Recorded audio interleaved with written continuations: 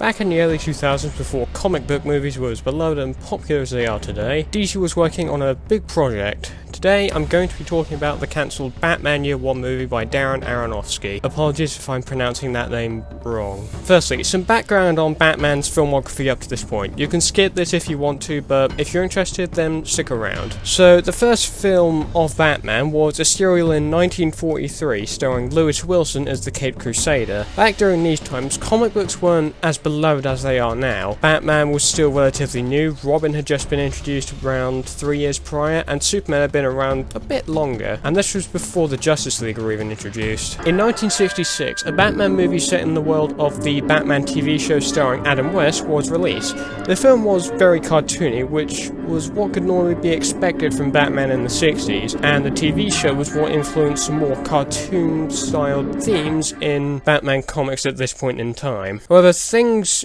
took a very different turn in the 1980s, as in 1989, the release of Tim Burton's Batman re-established Batman as a dark and gothic character, with Michael Keaton's portrayal of the character. There was actually a lot of backlash against Keaton portraying the character, which, well, I'm not sure if Keaton was known for anything else before Batman, but then came the worst foe of DC movies, and comic book movies in general, the 1990s. At this point, the MCU had not been established, and Quentin Tarantino was considering making an Iron Man movie and a Luke Cage movie. However, that is a topic for another time. While the sequel to Batman, titled Batman Returns, came out in 1992, which was also going to establish a spin-off for Catwoman, which I may do in another video. Things changed for the worse after Batman Returns. Tim Burton left DC, Michael Keaton wanted nothing to do with Batman. Things changed for the worse. In 1995, Joel Schumacher's Batman Forever was released, with the film going back to the somewhat cartoony, kid-friendly version of the Batman character then established by Adam West. The reaction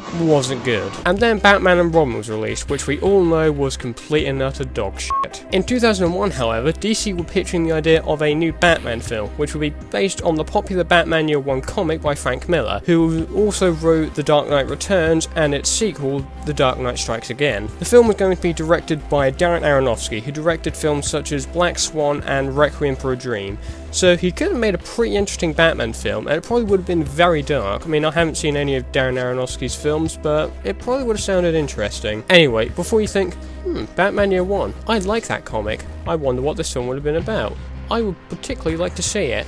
Stop right there, let me tell you, the film would have deviated massively from the comic. While the film would still be based around Bruce becoming Batman, the film would have given us a different take on the character that we hadn't seen on film before, and there's a lot of plot points that I was able to find on the internet. Thank you, social media. So, I'm just going to list off everything I could find. After Bruce Wayne's parents are shot, Bruce loses his fortune and becomes homeless. Alfred's character changed to an African-American man named Little Al, who runs an auto repair shop and acts as Bruce's mentor. Bruce doesn't travel the world, he instead reads books on various types of combat and practices them. Unlike the comic, I would have focused more on Bruce. Bruce uses mostly chemical-based weapons when fighting, like the original Bill Finger Batman back in the early days. Bruce Wayne gets his Batman persona from an intertwined T and W on a ring which he wore while fighting crime that was mistaken for a bat. The T and the W were of course meant to represent the name Thomas Wayne. Many key scenes from the comic are omitted from the script. Side note, I'm not 100% familiar with any early Batman stuff, like Batman Year 1. I'm familiar with The Dark Knight Returns though. I just haven't done a lot of research on the comic. So, another thing that we should know is the Batmobile and the Batcave are still present in the script. The Batmobile was a modified car in Little Al's garage. The Batcave, however, is located in an abandoned subway station, and because Bruce is homeless, his budget wouldn't have been too good, so he would have just had the Batmobile, the Batsuit, and the Batcave. So, Gordon. Now, moving on to Commissioner Gordon here, or Captain. Not sure what rank he is in the GCPD in Batman Year 1. Gordon has lived in Gotham for a few years, not specified how long he's lived in it. It just states he's lived there for years, and is trying to leave Gotham for the sake of his pregnant wife, and Gordon's wife is renamed Anne. Not sure what Gordon's wife is actually named in the comics though. Carmine Falcone, one of the big crime bosses in Gotham, is completely omitted from the script, and he played a big role in the comic as well. And Gillian B. Loeb, the Gotham City Commissioner at the time, would have replaced him as the master of the organised crime, so they're removing Carmine Falcone and replacing him with Gillian B. Loeb, which I'm not sure would have been good, because that wouldn't have been a big deviation from the comics. Selina Kyle would have been African American and would have had a more prominent role, which sounds pretty interesting. So Selina Kyle could have been a potential love interest for Bruce Wayne. Gordon's character would have actually been suicidal, which could be interesting because there's obviously a lot of dark themes in Batman comic books. The Batmobile would have been a Lincoln Continental. Yes, I'm actually reading that right, a Lincoln Continental. Anyway, there would have been many new characters that were not in the comic, and we don't actually know because I wasn't able to find a draft of the script. If any of you could find a potential draft of the script, then please leave me a link in the comments below. So, moving on to who could have played Batman. Christian Bale was approached for the role, but at this stage in Batman films, he declined. However, something tells me his luck would actually come much later on. Now, moving on to who the studio and Aronofsky wanted to play the character.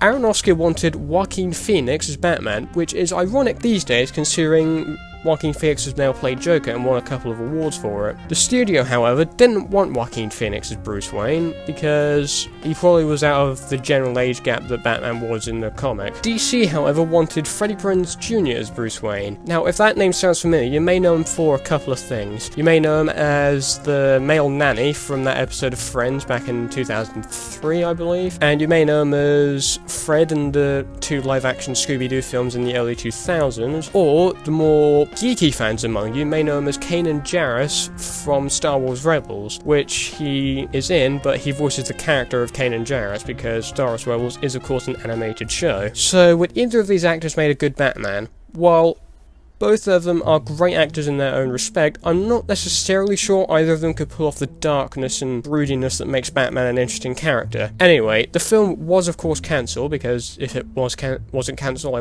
probably wouldn't be making this video. So the film was later cancelled to make room for a Batman vs Superman film. That's right, DC tried to make Batman v Superman a full 13 years too early before Zack Snyder tried himself, and that would have come out around 2003, so DC were, as I've just mentioned, 13 years too early. And then Batman v Superman was cancelled for Catwoman starring Halle Berry. And I just have one question.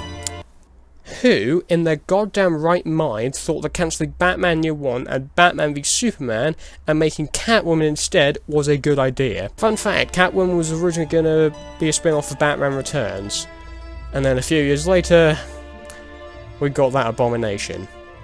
That can't even be classified as a film because it's so terrible. Dear God. And just a quick note here, before Batman Year One, a live-action Batman Beyond film was actually in the works. That was then cancelled to make Batman Year One, which was cancelled to make BVS, 13 years too early, and then that was cancelled to make Catwoman. So that really shows the faith that we have in DC. Anyway, rant over. Would this film have been any good? No.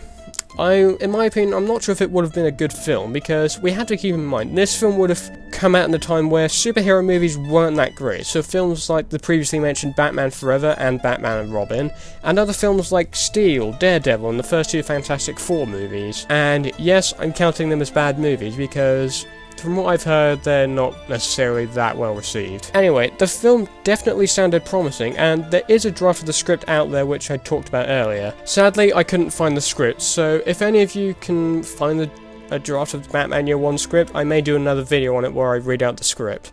Anyway, thanks for watching, and I'll see you soon.